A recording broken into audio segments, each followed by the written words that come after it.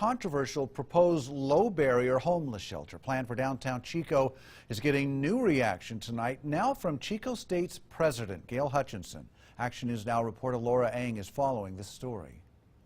In a letter addressed to the Chico City Council, President Gail Hutchinson asked leaders to reconsider the location of the proposed low-barrier homeless shelter planned for West 4th and Orange Streets. In her letter, President Hutchinson said her first commitment is to provide a safe environment for staff and students. We spoke with Chico City Council members about the letter. The letter that the council received and the public received today takes on a fear-based messaging around low-barrier shelter and its impacts on communities. Having a shelter in this location, which other locations were explored, and this is where we landed in terms of what we were able to do. Having a shelter in this location brings the issue into the light in a much more significant way. I was very happy to see her support of keep protecting the citizens in the area. I'm absolutely in favor of having an additional shelter and a low barrier shelter.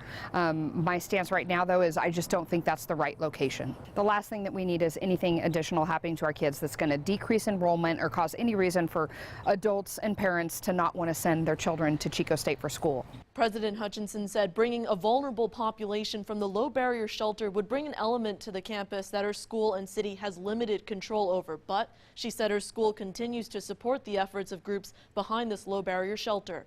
Jesus Center and Safe Space, who are pushing the project forward, said they look forward to working with Chico State in the future. Laura Ang, Action News Now.